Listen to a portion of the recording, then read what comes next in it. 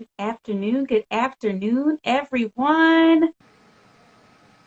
Awesome, awesome. We are so Hi. excited to be here with you. Hello, hello. Happy Tuesday and happy International Women's Day. I am excited to be here and to be joining live with the National Football League's Players Association Foundation. So excited to be joining you all this International Women's Day. And to boot, it's a terrific Tuesday. It's an amazing Tuesday. It's a wonderful day to have really good conversations and with really amazing people. So thank you to the NFLPAF for making this possible. We're so looking forward to the conversation today. I just can't wait to dig into it. My name is Tremaine Elamine, and I serve as the Client Experience Officer for Mental Health First Aid at the National Council for Mental Wellbeing. And today, I'm here to talk about women. We're here to talk about well-being, and we're here to discuss how those two things intersect and within our relationships, really, the give and the take of it all. And I couldn't think of a better person to have this conversation with today than Mishi Marshall. Mishi, thanks so much for being here. And why don't you go ahead and introduce yourself to everyone who's joining us? Sure. Thank you, Tremaine. Well, you know how much I love you, so this is going to be an amazing talk. So I'm excited for this too. But so I'm Mishi. Some might know me from being an NFL wife.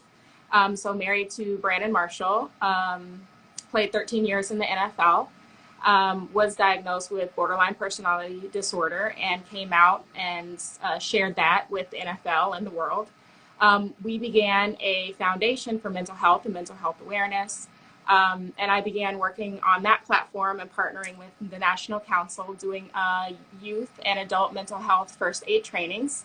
Also, I am the producer of I Am Woman, the podcast, which also some people know it is in combination with I Am Athlete, the podcast, as well as House of Athlete and all the other things I have going on. So I lots mean, to are do. you a little bit, you're just a little busy, just a little bit, little Just a book, little busy, smidge. a little bit. Just a smidge. Better to Well, be busy what these days. yes, yes. And I'm so excited about this conversation, Mishi, because you have such a vast array of experiences, right? You mentioned all the things and all the roles you play. And many of us as women fulfill so many different roles, right? We wear a different hat for different hours of the day, moment to moment sometimes. And the world is quite interesting right now. I mean, we're celebrating International Day of the Women and the Day of the Woman.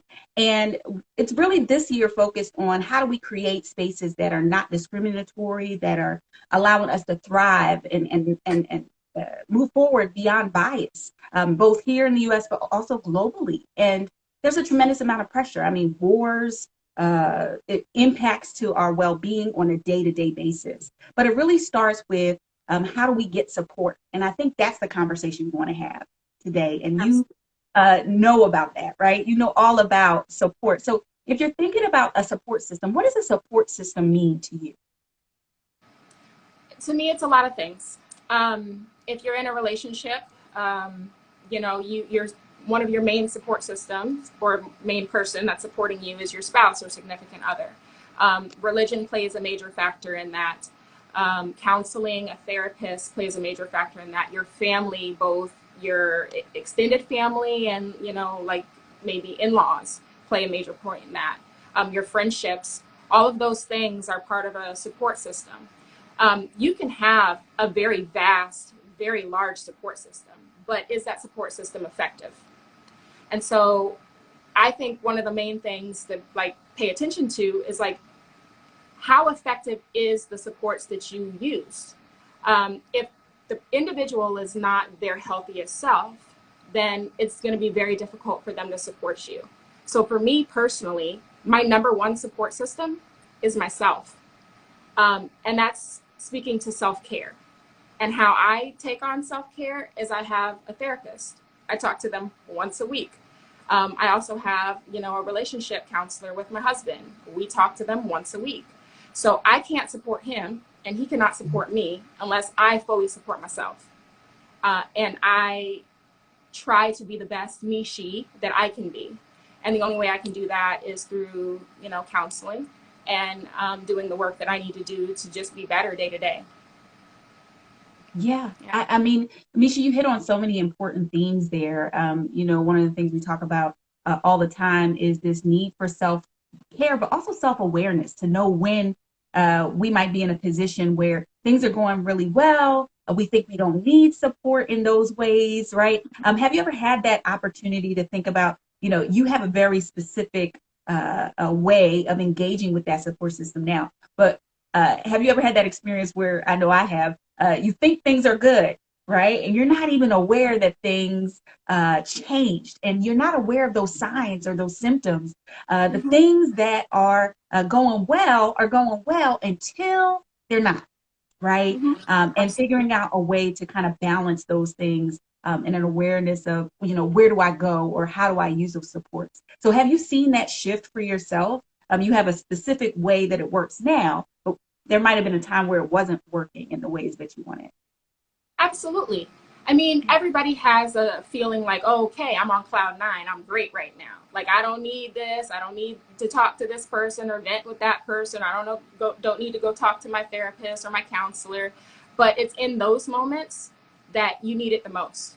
Because not only do you need it when you're having difficulty, but you need it to navigate through the great things too, because there's a lot of pressures. So if you keep it consistent, the saying, born, stay ready so you don't have to get ready. That's Yeah, what I do with yeah, yeah, yeah. self-care. That's what I do with counseling. I stay ready because at any moment in time, my plan is going to change. Something's going to happen. Some other business opportunity, some argument, some life circumstance is going to happen. And I'm going to be in a bubble thinking that I don't need my support system, when in all actuality, I need that to get to the next step. And so if you think about it in a way of self-care, not in a way of I'm having problems, so I need to talk to somebody, think of it in a way Mm-hmm. as I just want to be the better version of myself each and every Mm-hmm. day. And so I'm going to work to do that. And when those problems arise, you can pull on all of those tools that you've developed over the years to do that. I'm 37 years old. It's taken me 37 years to get to this place. I wasn't there 10 years ago. I wasn't there 5 years ago. Each day, each year, it's a new step and a new beginning and a new challenge. So get prepared. And a new opportunity too. I mean, you just said so much. It really is about, we learn and we grow. We know better, we do better, right? That's that Maya Mm-hmm. Angelou quote that I love so much. I, Yeah. I will say also, one of the things you talked about is this need to have these conversations. Like you are willing to engage in therapy, to know that you treat mental health just like you treat physical health. If you're going to Absolutely. have your physical health and address your physical health, then you're going to address your mental health and have those supports in place. What we know is nationally, there's so many people and around the globe really who don't have access to those services and don't have access to those kinds of supports. So often we might need to lean on non-traditional supports in terms of not just the acute level of care or going to a therapist or a doctor, but knowing how to navigate our own boundaries, right? That's that a word that is so power packed. There's so much in that. So, a lot of times what we experience in the world affects us at home. And so if you think about how you've been able to navigate those boundaries within your own relationships, can you talk a little bit more about how you've been able to build those healthy boundaries as you talked about a little bit earlier? Yeah, absolutely. Well, let's see, the boundaries protect, right? Mm-hmm. Boundaries don't push people away. Walls push Mm-hmm. people away. So I want to Right. start by saying that setting up boundaries is important for your own well-being because you protect your space. I've learned to protect my peace. And in that, it's learning how to communicate effectively. Mm-hmm. And it sounds so cliche, but if you talk to somebody how you want to be talked to, the chances are you're going to be able to teach that individual how to communicate with you. So again, all of this, and I know this sounds crazy, but all of it starts with you. All of it starts with you being able to set your own boundaries, understand communication, understand when you're about to go off on a tangent, understanding when there's something else that might have triggered you that somebody else is doing and done, and finding those tools, pulling in that, getting in that toolbox of your coping skills and the things that you've learned over the years to make you a better person. Pull those things out and be able to use those in those moments where either somebody has crossed the boundary or you need to initiate a boundary line. Specific examples for that, like me and my husband travel a lot, and for us, he'll just pick up and want to go within like 2 days. And for me, that's a boundary. Like, I need time to plan for the kids, for the children. That creates stress. So for me, being able to communicate those things and say, this does not work for me. We need to kind of not agree to disagree, but we need to, what's the word I'm looking for? Work together, compromise on these things. But it's all in the way you say it, and the way you, and again, if you have boundaries that somebody else doesn't know about, then it's not a boundary. So you need to be able to communicate what your boundaries are to anybody and everybody. So that's extremely important too. Yeah, it was really interesting to me that you said people don't know, right? You have to share the information. You're going to have that conversation. But sometimes that conversation is hard to even have with yourself, to be self-aware and to understand what's going on with you in the moment. I think a lot of times we experience so many things. There's some research that demonstrates even within the workplace, women experience microaggressions at 50% of us all the time, right? So that has to offload somewhere, and often that will offload in our relationships, and maybe it's not being aware of how we are. I personally get hangry. I'm just saying, no, no judgment there. Those kinds of things we're not aware until we're in that moment. And so, what are some of those signs that you, as a partner, especially within relationships, that you could use some additional support? And what are some of the things or things we can look for if our partner might need some additional support? One of the big things is isolation. So, like, I'll shut down because it's like, it's better to say nothing at all than to say something not nice. So I personally will shut down or get quiet, trying to navigate my own feelings and thoughts. Because again, you said sometimes it takes time to figure out what are you feeling exactly, right? So I have to sit with it for a minute and like, okay, am I upset? Am I sad? Am I hungry? Am I, whatever that is, and be able to articulate that to the person that is, I guess I won't say offending me, but the person who is annoying me, let's say that, right? So for me, isolation, also in my husband, when he's stressed, when he has a lot of business decisions and things that are going on, I notice that he gets very quiet and doesn't like to really communicate that much. And communication is big in any relationship. I don't care if it's husband, wife, boyfriend, girlfriend, mom, daughter, whatever. It's huge. So if you're not able to communicate, then you're not able to, one, communicate your boundaries, communicate your needs, and communicate how you can support the other person too, right? And offer those suggestions to that person. So isolation is huge. When they fall off their routine, because everybody has their own personal routines that they do. And if it's somebody in your close circle, you will see a change in their normal routine or their typical routine, right? I don't want to use normal because normal is a stereotypical word that we use in mental health, but let's say typical, right? Working out in the morning, Brandon likes to work out in the morning. If I see that falling off, it's usually because he's either stressed or there's something else going on. And so I can see that when there's something that he normally does or typically does that starts to fall off, I know that his personal life is being affected by something else. Yeah. And having that sensitivity to ask questions. We talk about this all the time in mental health, right? Ask more questions. You don't know. Everybody's different. And so I think a lot of times we have these preconceived notions about how things should be and some expectations around that. And sometimes we are basing that off of fairy tales and TV.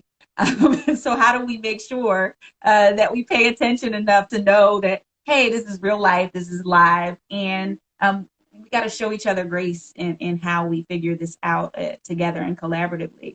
I think also one of the things that we've seen a lot of is just this increased burden, especially over the pandemic time, for women around caregiving, right? You Yeah. mentioned all these roles, all these different, right? Things have shifted and shifted not only just in the day to day and taking care of young people, little ones, but also just parents or relatives or individuals who we are responsible for or have become responsible for as a result of so many changes around us. If you think about that, you mentioned communication is really key in that. Can you talk a little bit about that caregiving burden and responsibility and how that makes an impact as well? Yes. So I have three kids, three under. So at the time of the pandemic, there was three, 5 and under. Hmm. Um, mhm. Uh-huh. Still had Hmm. a business to do. Still had a husband. Yeah. Still had to take care of myself. Hmm. And still had to navigate through family dynamics, financial dynamics, all the other stuff that happens day to day. So for me, it was extremely stressful because I was trying to find enough hours in the day to get everything done and take care of myself so I could actually get the things I needed to get done and not isolate or be down, right? So there's a, there's, because I was home, I had kind of the guilt of not being kind of like happy that my kids were home, right? Because I'm stressed out and it's like, okay, they need to get into school, they need to get into school. So there was that guilt that started. Hmm. So I Hmm. poured into them, did everything I possibly could to make sure that they had a great pandemic experience and didn't necessarily feel the stress of the world at that time, which put a lot of stress on me as a mother. So my Right. husband's working, and I had just entered the workforce, starting a new career, a new entrepreneurial career. And it was very stressful. I didn't quite have the confidence in myself at that time because I just entered this field. It's during the Hmm. pandemic. Um, and then let's say the world kind of opened up again. It didn't, but like it started going in that direction. We were outside. Um, then it was me being a housewife, a full-time housewife, and a full-time working mom. You can't do both full-time. So it was extremely difficult to, one, focus on myself and the career and the things that I wanted to do, and then felt very guilty being outside of the home, not being able to eat lunch with my kids every day because I had to go into the office or I had to go pick up materials or fabrics somewhere. So there was a lot of mommy guilt, and there still is a lot of mommy guilt. But over this past year, 2 years that I've been navigating through this, the biggest thing that's helped me is making time for myself and understanding how vitally necessary it is to do that. Whether it's just going and getting your favorite smoothie, going Hmm. and talking to a friend, Hmm. sitting in, you know, with God for 30 minutes in the morning, whatever your self-care routine is, it's extreme. I can't stress how vitally important it is because there's no way that I would have been able to make it through all of those stressors, Hmm. and it not have gotten the best of me if I wasn't taking care of myself. Not only that, but I was able to do it better because my tank was filled. I wasn't Yeah. relying on another person to fill that tank. I was doing it myself, and it Right. took a lot of work. It's not easy, but Hmm. Yeah. this past these 2 years, being a mom and being, you know, a wife and a woman, and it it was rough. It was difficult for sure. It still Yeah. is. Yeah. And there's so many people, that I'm sure that resonates with. We try to accommodate and take on what we don't want others to, we want to shield others from in a lot of ways. And so that resonates, I'm sure. with so many people of so many things have happened and are still happening. And I think sometimes we say things refer to like before and after, and I think we're still in the midst, right? Yeah, I'm like, for where'd sure. y'all find after? Because I haven't seen after yet, No. but we're in the midst, and it definitely is something that is impactful in a lot of different ways. But I love those healthy strategies that you mentioned, and the ways that folks can um, maybe identify how to create that balance for themselves Yeah. in giving themselves and not feeling that guilt. The guilt you might feel the guilt, but pushing past that guilt, right? So here's the thing: you're gonna feel it. I still feel it. Mm-hmm. But Mm-hmm. what's the opposite of that? Feeling the guilt and then showing up angry, showing up Mm-hmm. frustrated, showing up half-ass. Like, what, which one do you want? You want the guilt, or you want to try and be better? So it's like you kind of have to take it with a grain of salt and Mm-hmm. have, again, boundaries. It's like, okay, I'm gonna go out with my girls or go have coffee twice a month, not 2 times a week. So setting that up to where it's like you understand that it's beneficial for you to do that despite the guilt. Right, right. That's really helpful. We talked about so many different things.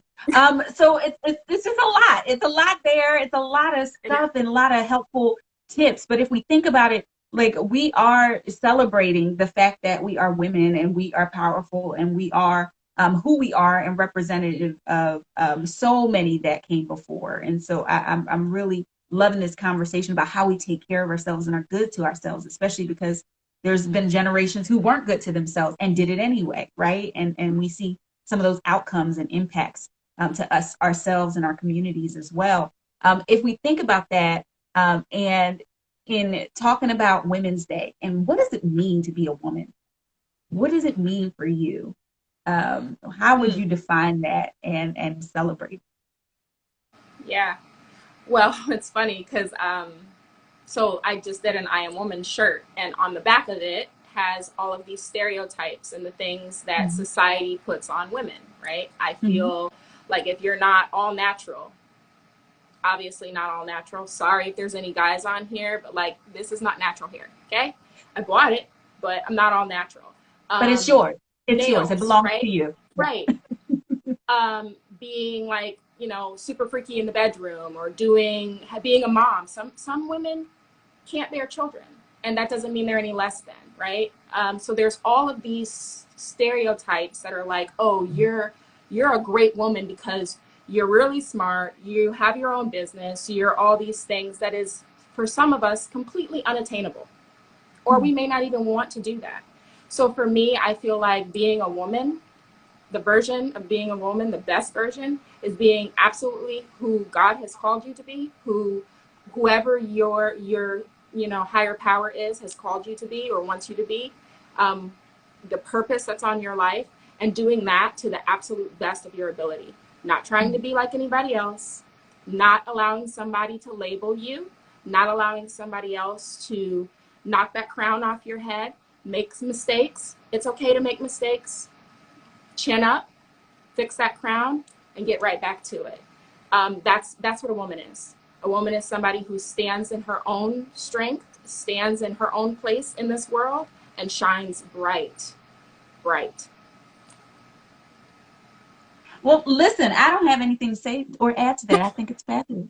No. Um, I think it's amazing. And the thing is, we get to define, right? We get to define who we are and we get to define what we will do. And so we want to give, both of us are instructors. We teach people all the time what they're supposed to do and how they're supposed to take care of themselves. If you had to think about some directive that you want every woman that's today and every day, but just today, since we're celebrating International Day of the Woman, what are some things from a self-care, self-focused, and self-aware place that you would think folks can do? What would be like three takeaways that they should make sure that they do? Three takeaways. Mhm. So one would be affirmations. Speak life into yourself. Mhm. Speak life into your family, life into your loved ones. The way to do that Mhm. is by speaking life into yourself. Again, it starts with you. So come up with, let's say, I don't want to give y'all too much homework, but let's come up with 3 affirmations today that you say to yourself in the mirror. In the mirror, say it to yourself. I want you to do that. Also, find a day this month, one day, that you dedicate some time to yourself. An hour, dedicate it to yourself.